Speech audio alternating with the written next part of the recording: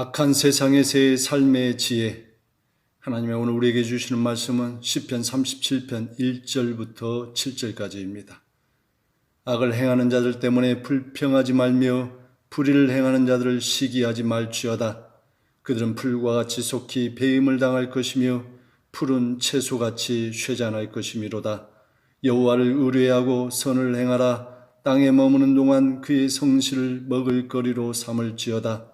또 여호와를 기뻐하라. 그가 내 마음의 소원을 내게 이루어 주시리로다. 내 길을 여호와께 맡기라. 그를 의지하면 그가 이루시고 내 의를 빛같이 나타내시며 내 공의를 정오의 빛같이 하시리로다. 여호와 앞에 잠잠하고 참고 기다리라. 자기 길이 형통하며 악한 꾀를 이루는 자들 때문에 불평하지 말지어다. 아멘. 여러분은 이 세상을 어떤 시각에서 바라보십니까? 살만한 세상입니까? 행복하십니까?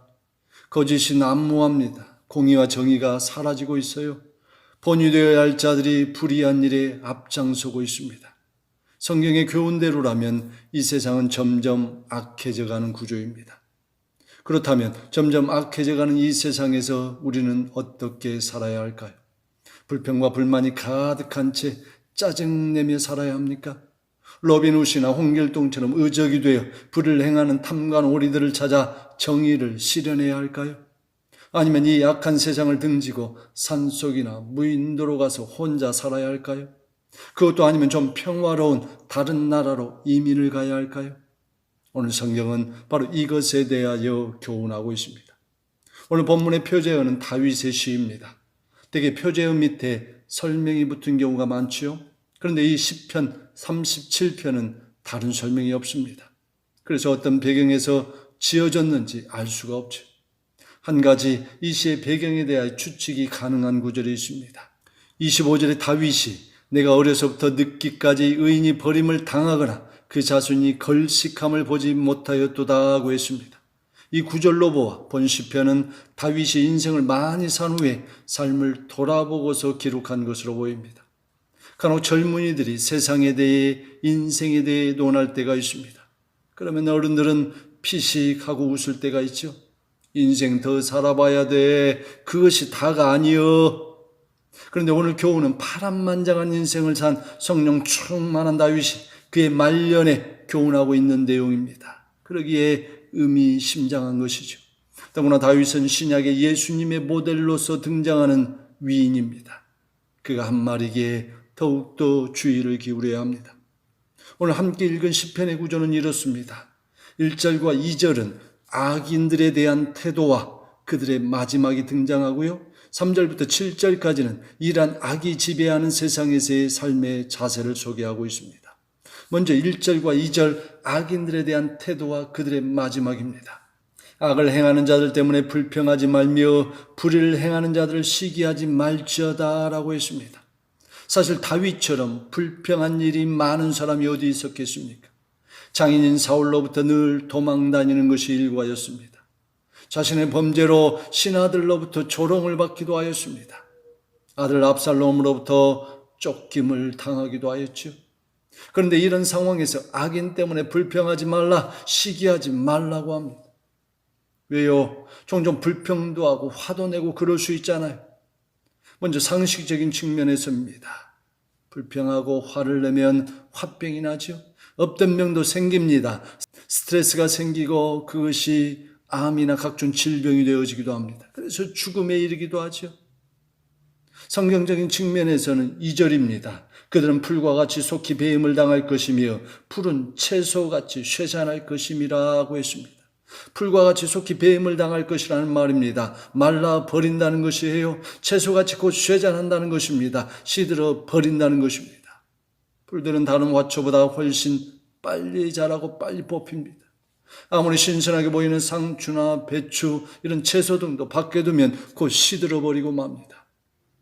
권불 10년이라고 했죠. 10년간은 권세 없습니다. 화모 11홍이라고 했죠. 10일 붉은 꽃은 없습니다. 그들의 악행도 잠시 후면 끝나게 될 것이라는 것입니다. 하나님이 그들의 악행을 때를 따라 갚으시고 벌을 내리실 거라는 말씀입니다. 10절에 보면 잠시 후에는 악인이 없어지리라. 17절에 악인의 팔은 부러지리라. 20절에 악인은 멸망하리라. 38절에 악인의 미래는 끊어질 것이라. 시편 1편 6절은 말씀하잖아요. 의인의 길은 여호와께서 인정하시나 악인의 길은 망하리로다. 여러분, 악인이 의기양양하며 활기치는 것을 보거든 오늘 말씀을 기억하십시오. 그는 풀과 같이 곧 마를 것이요 채소같이 곧 시들어 버릴 것입니다. 다음으로 3절과 7절에 이러한 악이 지배하는 세상에서의 삶의 자세가 나오고 있습니다. 초점은요, 나에게 초점이 아닙니다. 환경을 바라보라는 것이 아니에요. 세상에 관심을 두라는 것이 아닙니다. 하나님께 초점을 두라는 것입니다. 여기는 네 가지가 소개되는데요. 먼저 하나님을 의뢰하라, 신뢰하라는 것입니다. 트러스트죠. 하나님이 이 모든 것을 주관하고 계신다는 것을 믿으라는 것입니다. 갈라디아서 6장 7절에 받듯이 심는 대로 거두십니다. 계시록 22장 12절 말씀처럼 각 사람에게 행한 대로 갚아주십니다. 그러므로 악인에게는 무엇이 심겨져 있습니까? 악인에게는 무엇이 행해져 있습니까? 그들의 결국은 뻔하지 않습니까? 하나님을 신뢰하며 나가라는 것입니다. 두 번째, 하나님을 기뻐하라는 것입니다. delight입니다. 여러분, 이것이 가능합니까? 악인이 활개치고 있는데 어떻게 기뻐합니까? 하나님을 기뻐하라는 겁니다. 하나님 안에서 기뻐하라는 거예요. 데살로니가전서 5장을 보면 재림을 준비하는 성도의 7가지 자세가 등장하는데요. 항상 기뻐하라, 쉬지 말고 기도하라, 범사에 감사하라, 성령을 소멸치 말고 예언을 멸시치 말라, 범사에 좋은 것을 취하라, 악은 모든 모양이라도 버리라. 이렇게 7가지입니다. 그 첫 번째가 뭐예요? 바로 항상 기뻐하라는 것입니다. 재림을 준비하는 성도의 자세뿐만 아니라 이 악한 세상의 삶을 살아가는 우리들의 자세도 항상 기뻐하라, 주님 안에서 기뻐하라는 것입니다. 하나님을 철저히 신뢰하는 데서 오는 깨달음의 기쁨인 것입니다. 세 번째, 악이 지배하는 세상에서의 삶의 자세는 하나님께 맡기라는 것입니다. 5절이지요. 내 길을 여호와께 맡기라. 내가 어떻게 해결하려고 하지 말라는 것입니다. 그렇다고 아무것도 하지 말라는 것은 아니죠. 악한 세상, 악인의 행위는 영적인 문제입니다. 그러므로 영적으로 접근해야 되죠. 그들에게 우리가 어떻게 폭력을 행사할 수 없잖아요. 그들의 다양한 내용들, 그들의 악한 행실을 다양하게 우리가 접수하면서 우리가 기도의 자리에, 은밀한 중보의 자리에 가서 하나님께 이것을 알려야 되겠죠. 맡기라는 것은요, 일부분이 아닙니다. 전체의 의미입니다. 베드로전서 5장 7절에는 너희 염려를 다 주께 맡기라 라고 했습니다. 여기서 맡기라는, 던져버리라는 의미, cast out을 쓰는데요. 이것은 바로 어부가 그물을 물 위에 던질 때 그물을 쫙 하고 던지잖아요. 그리고 던져버리고 기다리라는 것입니다. 그러므로 이 악인이 여러 가지 모습으로 이 땅 가운데 행하고 있는 다양한 일들에 대해서 분노하고 시기하지 말고 하나님께 내맡기라는 것입니다. 하나님이 책임져 주신다는 것이지요. 하나님이 처리해 버리신다는 것입니다. 네 번째, 악이 지배하는 세상에서의 삶의 자세는 7절에 보면 여호와 앞에 잠잠하고 참고 기다리라 하고 있습니다. 웨이십니다. 악인에 대한 징벌이 속히 되지 않으므로 분노하고 불평할 때가 있습니다. 구약의 하박국 선지자도 이것을 깨닫고 하박국 3장에서 노래하는데요. 그는 처음에 이 죄악스러운, 이 죄악이 가득한 왜 남유다를 하나님이여 심판하지 아니하십니까? 라고 하나님 앞에 항변합니다.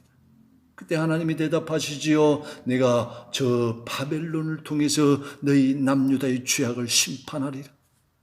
하박국은 의아해 합니다. 아니 하나님, 우리보다 더 악한 저 바벨론을 통해서 우리를 멸망시키신다고요? 도대체 이해가 되지 않습니다. 도대체 왜입니까? 기다리라. 비록 더딜지라도 기다리라. 지체되지 않고 정령 응하리라. 저 바벨론의 죄는, 저 바벨론의 악은 내가 또다시 심판하리라.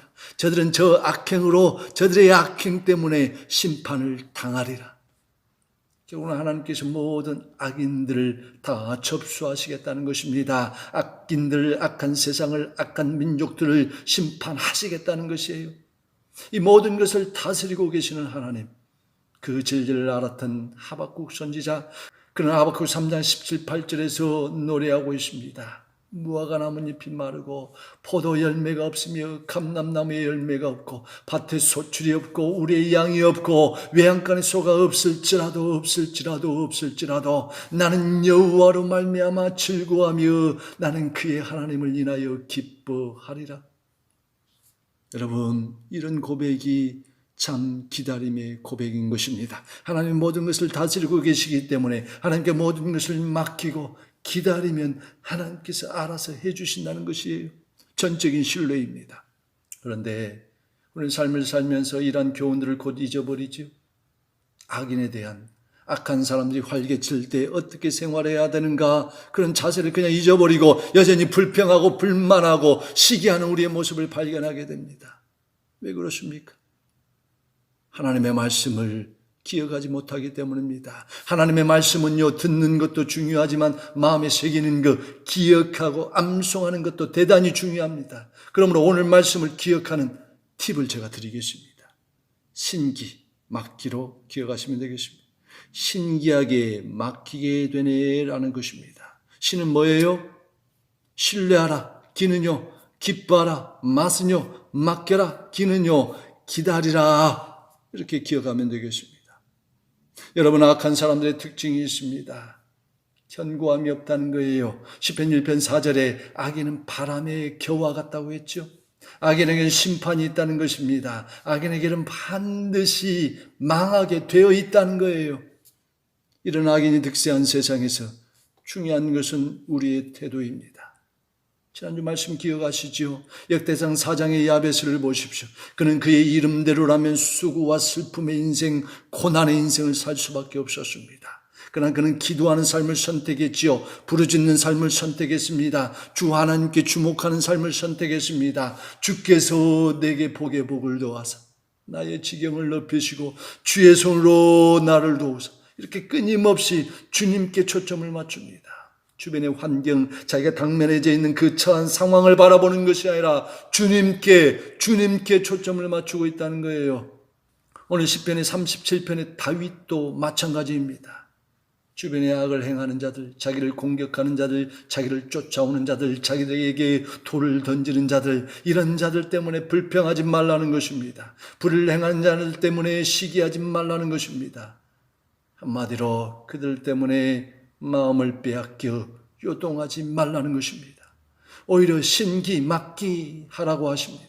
모든 것을 주관하시는 하나님을 신뢰하라는 거예요.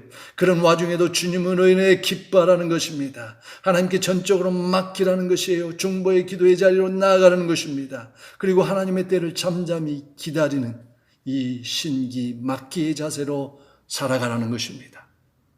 왜요? 악인의 결국은 심판이요, 망하는 길이기 때문입니다. 바라기는 이 악인이 득세하는 요즘 세상에서 불평과 불만이 가득한 상황들에 일희일비하지 마시기 바랍니다. 오히려 다윗처럼 주님을 신뢰하고 기뻐하며 주님께 맡기고 기다리면서 하나님의 위대하신 뜻을 이루어드리는 복된 삶을 살아갈 수 있기를 축원합니다. 기도드립니다. 이 세상을 완벽히 다스리시는 우리 주 하나님 아버지, 악한 세상입니다. 악인과 함께하는 세상입니다. 이런 세상 가운데 불평과 불만, 시기와 질투가 가득한 삶을 살고 있는 우리들입니다. 주님, 용서하여 주옵소서. 이제는 이 모든 그 악인들, 악한 세상까지도 다 주관하시는 하나님을 날마다 바라보면서 주님을 신뢰하고 기뻐하며 주님께 맡기고 기다리는 삶을 살아가게 하여 주옵소서. 저 위대한 은밀한 기도의 자리에서 하나님의 역사에 동참하는 우리들 되게 하여 주옵소서. 우리들 의인의 길로들 인도하시는 주님을 찬양하옵고, 이제는 우리 주 예수 그리스도의 은혜와 하나님의 무한하신 사랑과 성령님의 교통하심이 오늘 시편 37편의 말씀을 통해 첫째 악인이 득세한 무법천지와 같은 세상에서도 이 모든 것을 다스리시고 심는 대로 거두시고 행한 대로 갚으시는 주님을 신뢰하고 기뻐하며 주님께 맡기고 기다리면서 주 예수님 다시 오실 때까지 의인의 길을 묵묵히 걷고자 하는 여기 모인 모든 주의 권속들 위해 지금부터 영원까지 함께 하시기를 간절히 축원하옵나이다. 아멘.